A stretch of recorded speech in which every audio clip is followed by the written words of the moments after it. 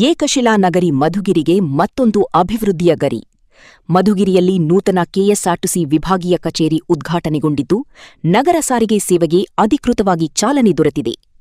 ಕಾರ್ಯಕ್ರಮದಲ್ಲಿ ಮಾತನಾಡಿದ ಶಾಸಕ ಕೆಎನ್ ರಾಜಣ್ಣ, ಮಧುಗಿರಿಯ ಹಳೆಯ ಕೆಎಸ್ಆರ್ಟಿಸಿ ಬಸ್ ನಿಲ್ದಾಣವನ್ನು ಮರುನವೀಕರಿಸಿ ಹೈಟೆಕ್ ಬಸ್ ನಿಲ್ದಾಣವನ್ನಾಗಿ ಅಭಿವೃದ್ಧಿಪಡಿಸಲಾಗುವುದು ಎಂದು ಘೋಷಿಸಿದರು.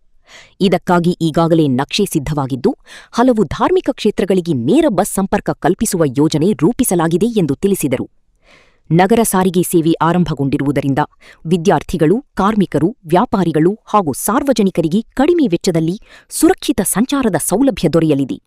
ಪಟ್ಟಣದ ವಿವಿಧ ಭಾಗಗಳು ಹಾಗೂ ಸುತ್ತಮುತ್ತಲಿನ ಪ್ರದೇಶಗಳ ನಡುವೆ ಸುಗಮ ಸಂಪರ್ಕ ಸಾಧ್ಯವಾಗಲಿದೆ ಎಂದು ಹೇಳಿದರು. ಈ ದಿವಸ ಮಧುಗಿರಿಯಲ್ಲಿ ಒಂದು ಇತಿಹಾಸ. ಮಧುಗಿರಿ ನಗರ ಸಾರಿಗೆ ಉದ್ಘಾಟನೆ ಜೊತೆಯಲ್ಲಿ ಅದಕ್ಕಿಂತ ಮಿಗಿಲಾಗಿರ್ತಕ್ಕಂಥದ್ದು ಅಂತ ಹೇಳಿದ್ರೆ ಸಾರಿಗೆ ವಿಭಾಗ ಇದು. ಮಧುಗಿರಿ ವಿಭಾಗದ ಕಚೇರಿಯನ್ನು ಮತ್ತು ಇಂದಿನಿಂದ ವಿದ್ಯುಕ್ತವಾಗಿ ಕಾರ್ಯಾರಂಭ ಮಾಡಿದ್ದಾರೆ. ಈ ಒಂದು ಕಚೇರಿಗೆ ಮುಖ್ಯಸ್ಥರಾಗಿ ಡಿವಿಷನಲ್ ಕಂಟ್ರೋಲರ್ ಸನ್ಮಾನ್ಯ ನಾಗೇಂದ್ರರವರು ಕೂಡ ಈಗಾಗಲೇ ಅಧಿಕಾರದ ಸ್ಥಾನವನ್ನು ಅಲಂಕರಿಸಿದ್ದಾರೆ. ಜೊತೆಯಲ್ಲೂ ಕೂಡ ಯಾರೆಲ್ಲ ಇಲ್ಲಿಗೆ ವರ್ಗಾವಣೆ ಆಗಿತ್ತು ಎಲ್ಲ ಅಧಿಕಾರಿಗಳು ಕೂಡ ಬಂದು ಇವತ್ತು ಒಳಗೊಂಡಂತೆ ಇರ್ತಕ್ಕಂಥ ಒಂದು ಕಚೇರಿ, ವಿಭಾಗೀಯ ಕಚೇರಿ. ನಾವೆಲ್ಲ ಮೊದಲು ಸಿರಾದವರು, ಪಾವಗಡದವರು ಚಿತ್ರದುರ್ಗಕ್ಕೆ ಹೋಗ್ತಾ ಇದ್ರು. ನಾವು ನಮ್ಮ ಮಧುಗಿರಿ ಡಿಪೋದು ಏನೇ ಇದ್ರೂ ಕೂಡ ಆಡಳಿತಾತ್ಮಕ ಕೆಲಸ ಕಾರ್ಯಗಳಿಗೆ ತುಮಕೂರು ಡಿವಿಷನ್ಗೆ ಹೋಗ್ತಾ ಇದ್ರು. ಈಗ ಪಾವಗಡ, ಸಿರಾ, ಮಧುಗಿರಿ ಎಲ್ಲ ಒಳಗೊಂಡಂತೆ ಇಲ್ಲಿದೆ ಒಂದು ಡಿವಿಷನಲ್ ಕಂಟ್ರೋಲರ್ ಕಚೇರಿ, ವಿಭಾಗೀಯ ಕಚೇರಿ ಇವತ್ತು ರೂಪವಾಗಿ ಪ್ರಾರಂಭ ಮಾಡಿದ್ದಾರೆ. ಈ ಕಾರ್ಯಕ್ರಮದಲ್ಲಿ ಸಚಿವರುಗಳು ಮತ್ತು ಇತರ ಎಲ್ಲ ಹಿರಿಯ ಅಧಿಕಾರಿಗಳು ಭಾಗವಹಿಸಬೇಕಾಗಿತ್ತು. ಈ ರಾಜಕೀಯದ ಒಂದು ವ್ಯತ್ಯಾಸದಿಂದ ಸಾಧ್ಯ ಆಗಿಲ್ಲ.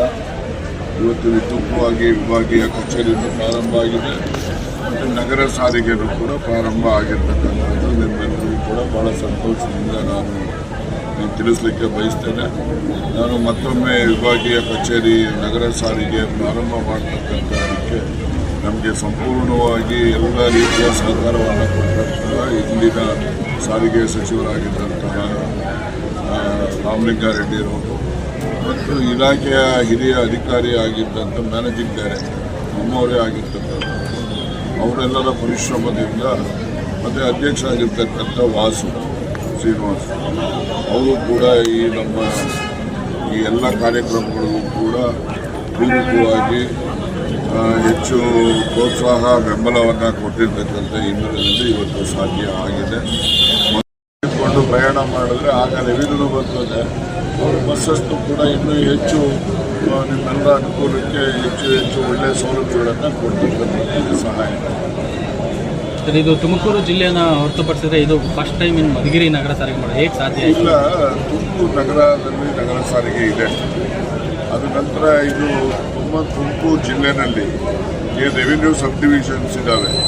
ತುಮಕೂರು ಸಬ್ ಡಿವಿಷನ್ ಇದೆ, ತುಮಕೂರಲ್ಲಿ ಮಾಡಿದ್ದಾರೆ. ಅದೇ ರೀತಿ ತಿಟ್ಟೂರು ಸಬ್ ಡಿವಿಷನ್ ಇದೆ, ಮಧುಗಿರಿ ಸಬ್ ಡಿವಿಷನ್. ಮಧುಗಿರಿ ಸಬ್ ಡಿವಿಷನ್ಗೆ ಬರ್ತಕ್ಕಂಥ ತಾಲೂಕುಗಳು ಏನಿದೆ ವಿಸ್ತೀರ್ಣ ಜಾಸ್ತಿ ಇದೆ. ಬೇರೆ ಬೇರೆ ಕಡೆ ಇಷ್ಟು ವಿಸ್ತೀರ್ಣ ಇಲ್ಲ. ಈಗ ತುರುವೇಕೆರೆಗೆ ಹೋದರೆ ಬರೀ ಅಲ್ಲಿ 30 ಕಿಲೋಮೀಟರ್ ತಾಲೂಕು ಹೆಡ್ಕ್ವಾರ್ಟರ್ ಸಿಗ್ತದೆ. ನಾವಿಲ್ಲಿಂದ ಪಾವಗಡಕ್ಕೆ ಹೋಗ್ಬೇಕಂದ್ರೆ 8 ದೂರ ಆಗ್ತದೆ. ಪಾವಗಡದಿಂದ ಆಚೆಗೆ ನೀವು ತಿರುಮಣಿಗೆ ಹೋಗಬೇಕು ಅಂದರೆ 8 ದೂರ ಆಗ್ತದೆ. ಎಲ್ಲ ಲೆಕ್ಕ ಹಾಕಿದ್ರೆ ಸಬ್ ಡಿವಿಷನ್ ಹೆಡ್ಕ್ವಾರ್ಟರ್ಸ್ ಏನು ಮಧುಗಿರಿ ಇದೆ, ಇದಕ್ಕೆ ಬಹಳ ವಿಶಾಲವಾದಂಥ ವ್ಯಾಪ್ತಿ, ಬಹಳ ದೊಡ್ಡದು ಭೌಗೋಳಿಕ